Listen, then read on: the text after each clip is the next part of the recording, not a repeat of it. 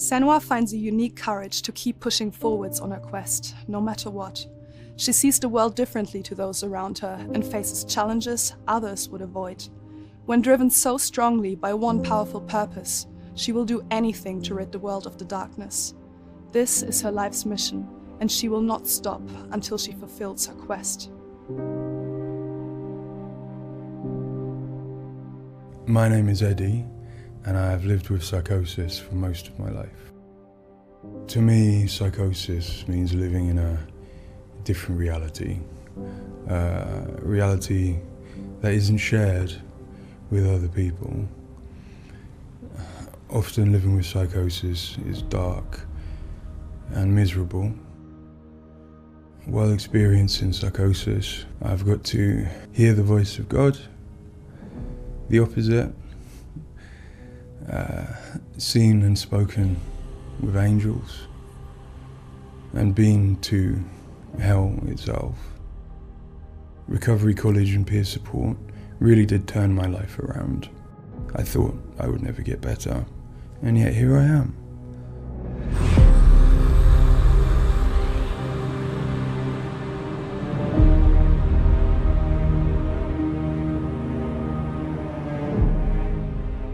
The things that Senua experiences in Hellblade are very similar to some of my own experiences.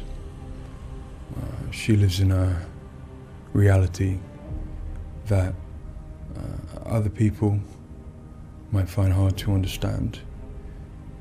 She sees significance in symbols, in meeting people, in all sorts of things that are going on around her.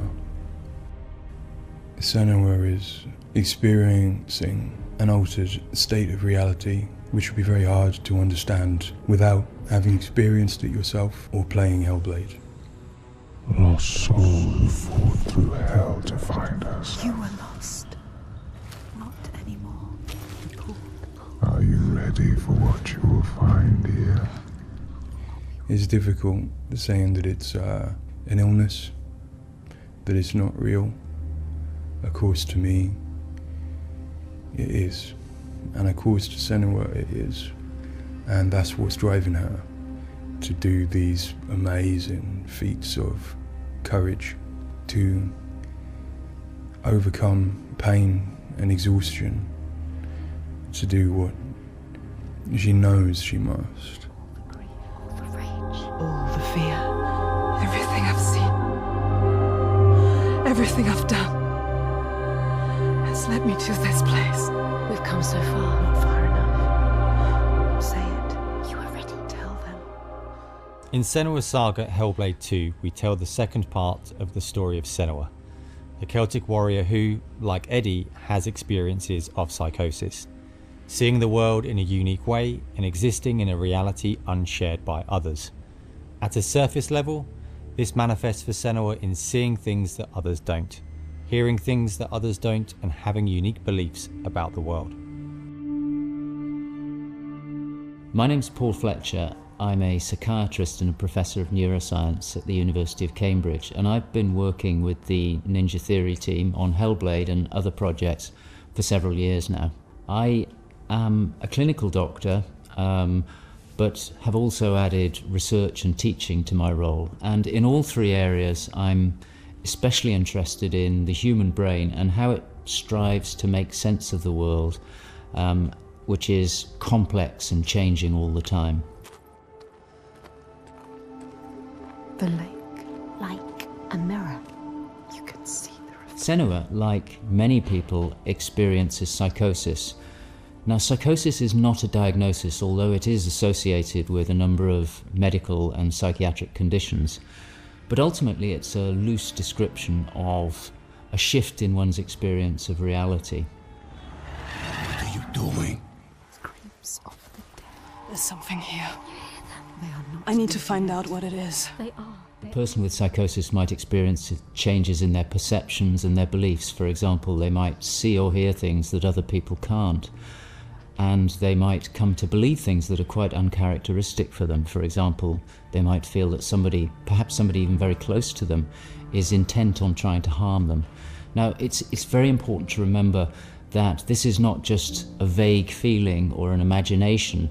To the person, it feels like their reality, just as everything around me feels like my reality to me. I, like many people, feel that in order to even begin to understand psychosis, we have to start with thinking about how the brain works in general, how it makes sense of the world around it. And when we do that, we're repeatedly confronted with evidence that actually it doesn't just rely on the evidence of our senses, but it actually relies on what it already knows, on its predictions, its anticipations, and its expectations. Your voices. Now that might seem like a defect. After all, why would we want to rely on what we already know rather than what the world is telling us? But if we did act simply as passive receivers, we would be completely swamped. We'd be like a newborn infant trying to make sense of the colours and shapes without any way of having a framework to try and understand those colours and shapes. Our senses are bombarded with information from the world that's rapid, it's intensive, it is noisy, ambiguous, unreliable.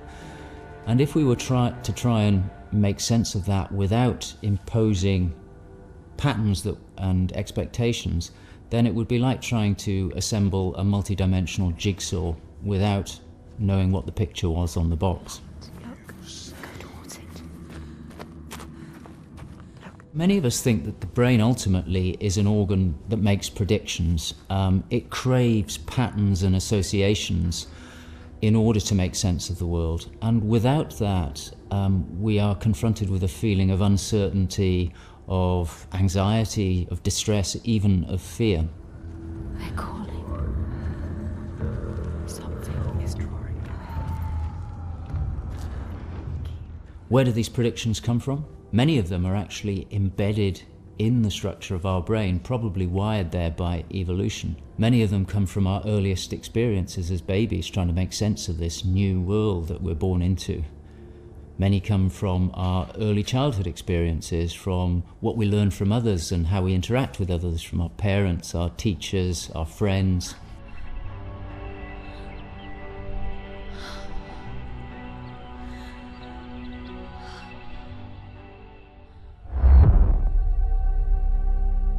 We all have a feeling that we're directly in contact with an objective reality, but it's probably the case that what we experience as our constructed model of the world is a blend of the evidence of our senses, but also what we are predicting or expecting from the world. So this blend exists in a very fine and delicate balance, and the weighting of that balance probably varies a great deal across different individuals. But crucially, this balance is what determines how we experience and interpret and act upon the world. And some of them are embedded in shared experiences with others, our society, our culture, our arts, even our religions and our mythologies. So for the most part, this works very well for us and enables us to make sense of the world, but it's also, being a delicate balance, it can be shifted, and it's very easy, even under the most normal day-to-day circumstances, to deviate from objective reality. A good example of this is the hollow mask illusion. All of us are familiar with a mask. We know that it depicts a face and that the inside is hollow. But when we see the mask rotating round and we see the hollow side, there is a deeper prediction, probably embedded in our brain, that facial features tend not to be hollow, that they stick out. And this deeper prediction can override our knowledge that the mask is hollow and make us actually perceive the face as sticking out at us. Despite what we know, the deeper predictions will override this. So for me and many in my field, perceptual illusions like this, which are very common, are really interesting because they tell us something fundamentally about how the brain is making sense of reality using its predictions.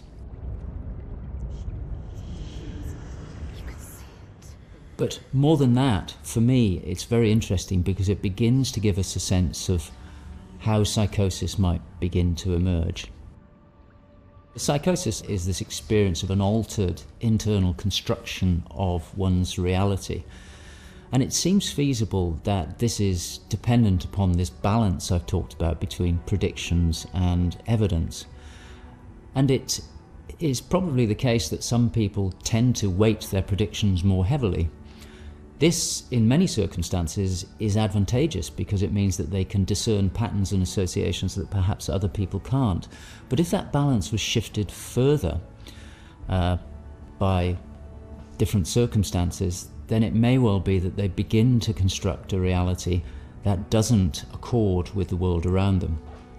What might cause that shift? Well, a number of things. It could be caused by stress, sleep deprivation. It could be caused by illness, neurochemical disturbances. It's also the case that our experience will change how we predict things. So a very profound experience, for example, of trauma, could powerfully change the way in which we make predictions about the world and shift us from this delicate balance into a state of psychosis.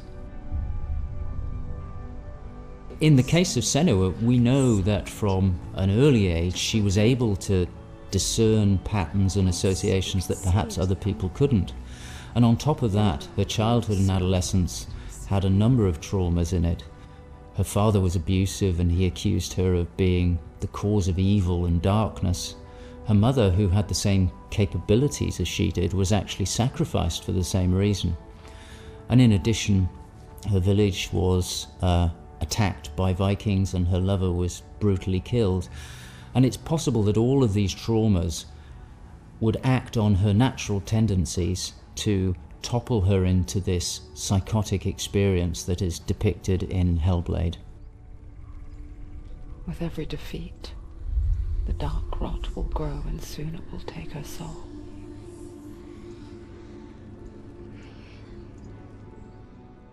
In Hellblade's Senua's Sacrifice, we find Senua discovering and understanding her experiences. They're relatively new to her, and the pain and torment feels at its most acute. Having travelled to a new place, with a mind full of her trauma and truth stories of the Vikings, she embarks on a journey of coming to terms with what has happened in her life. Ultimately, rather than finding the unachievable certainty of rescuing Dillion, she achieves certainty in the realisation that Dillion is gone forever. She learns to accept his death, and in turn, her experiences of psychosis. Even in darkness, the wonder and the beauty of this world never leaves us.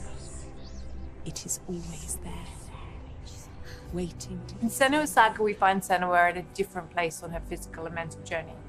Empowered with the sense that she has overcome her own darkness, she's now compelled to follow a new quest, to save her people from that same darkness. You smell their fear.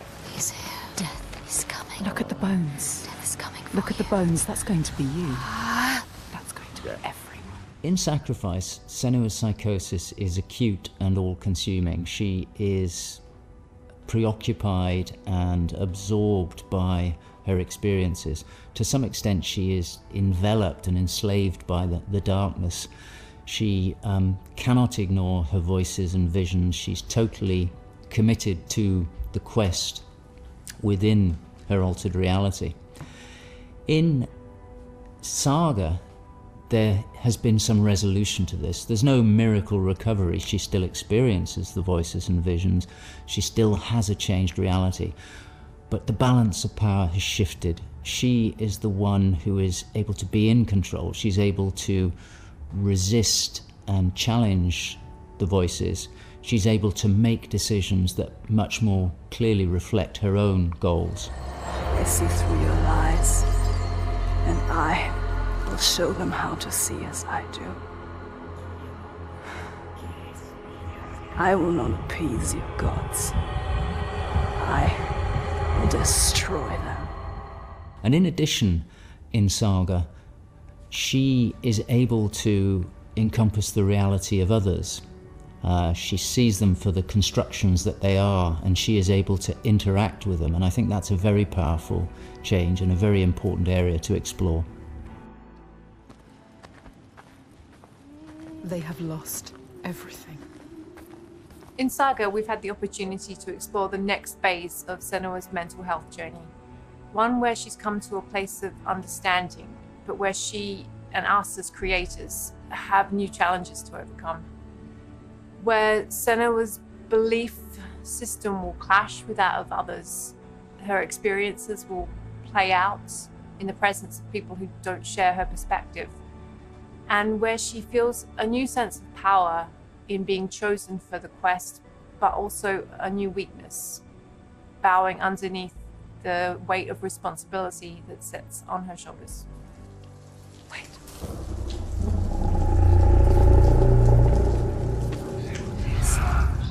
In Saga, we have once again utilized binaural audio to bring Senua's voices to life. Her furies still travel with her, but their tone has changed this time. She continues to be haunted by her father, and she starts to feel the audio presence of Icelandic myth infecting her mind. That scream, that voice. Something dark, Senua. You need to go up there. Don't let them see you coming. You need to find out.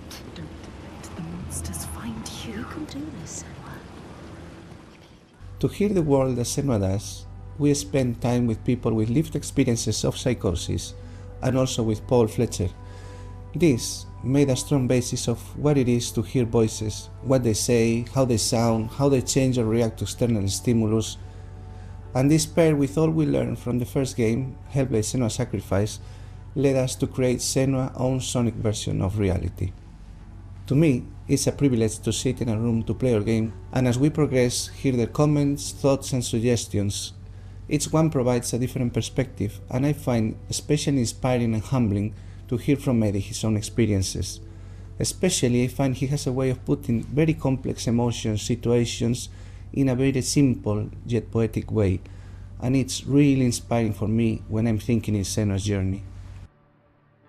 We use binaural audio to bring 3D space in the headphones. This allows to experience the voice hearing and other sounds with a physical sense. Also extremely important is the performance of the voices, and for that we have been collaborating with Helen and Abby, our Furies. They are the most prominent voices of Senua. The way we perform is important as well, allowing for freedom, movement, creative input from Helen and Abby, and also important to have with them conversation and spend time talking about the journey of our character.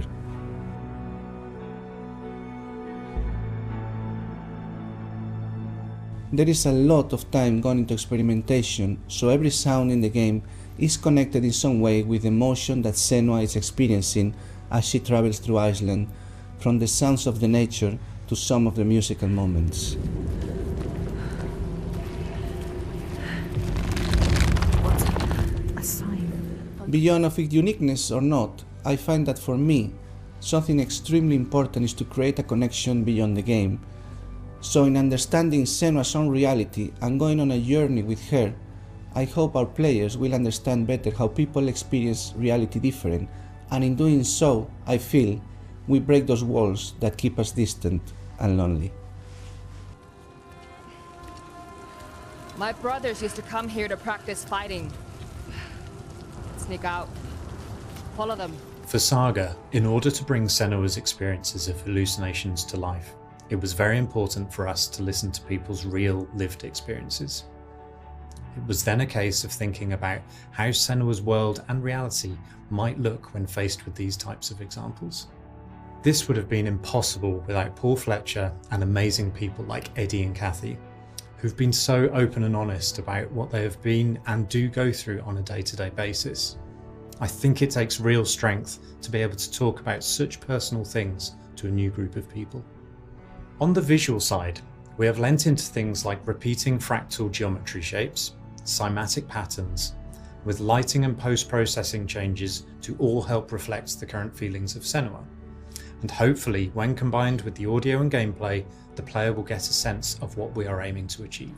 Dying right before your eyes. just like before. No, this cannot happen again. You couldn't do anything. We have to stop it happening.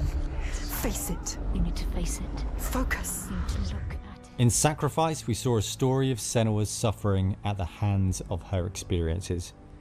In Saga, we're telling a more nuanced story of the next step on her journey. One where she has found a greater balance, but where her experiences are just as strong. Where rather than being a victim to her experiences of psychosis, she is driven by them on a path that only she sees. Bringing sin with you. The gods cannot be killed. One thing that I find very exciting in Saga is that there's an attempt to explore something that is really neglected in my field, which is the experience of a dual reality that some people have. People who have had Senua's types of experience have spoken to me about this feeling that they have their own reality, but they also recognize the reality that others experience, and it can be very confusing, it can be disorientating.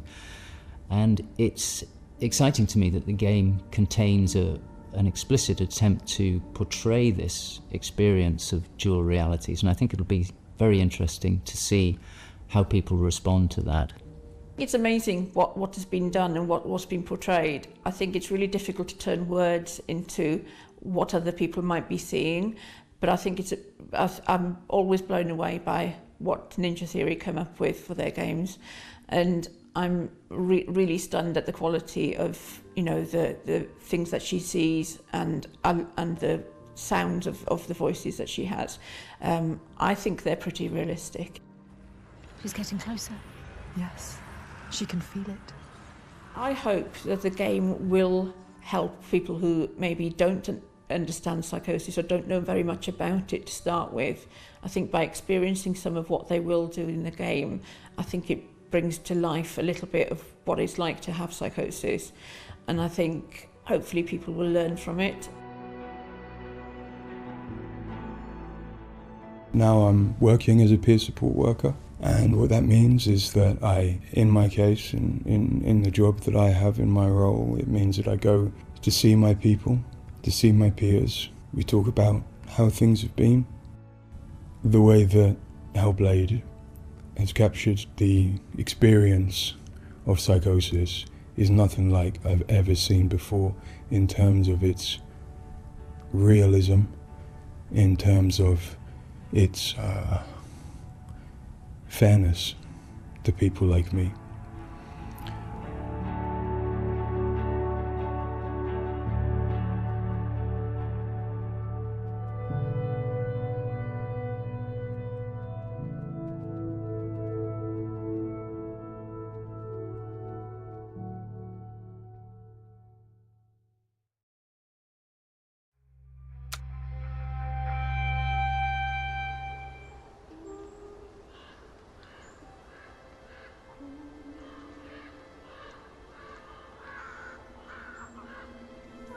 Senua, the outcast who became a warrior, who faced her demons and challenged the gods for her lover's soul, has accepted the voices, the furies, as part of herself.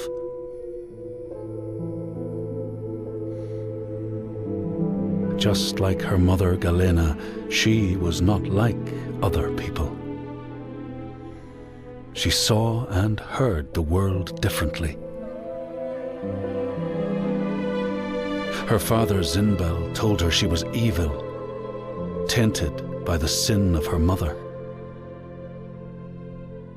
Tormented and afraid, she retreated from the world. Until love broke through like the rays of a new dawn. In Dillion's acceptance, she could live again. He gave light to her mind and freed a warrior from her body. But the voice of her father stayed with her, reminding her of her curse. And when the plague came to her land, the people blamed Senua. she took her darkness with her, banishing herself to the wilds. So she was not there when the Northmen massacred her people and sacrificed Dilian to the god of hell. Senua's torment was so deep that the world around her fell away. She took the head of her beloved, the vessel of his soul, and vowed to go to hell herself to save him. Through mist-shrouded horrors, she fought to find the secret path that would lead her to the very gates of hell. But the way was marked by fire and illusion. Senua had to fight the gods that guarded these paths and stave off the rot which threatened to consume her mind and end her life. Only conquest could open the gates. Only blood would bring her face to face with Hela, face to face with defeat.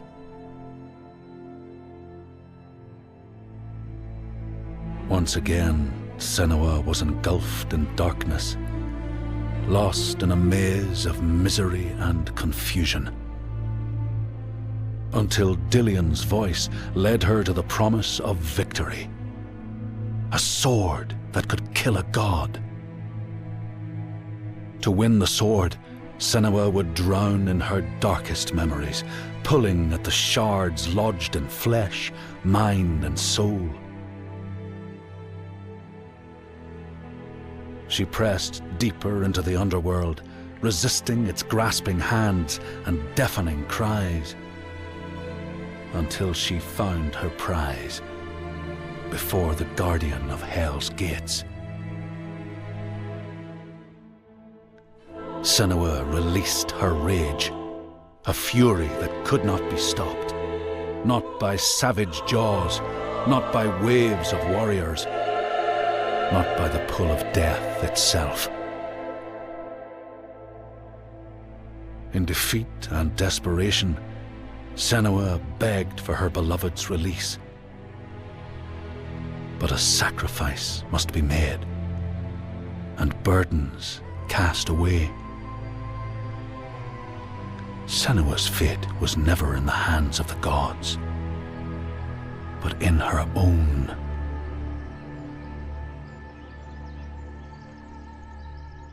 Only she could choose, out of love, to live, to go on, and to take us with her.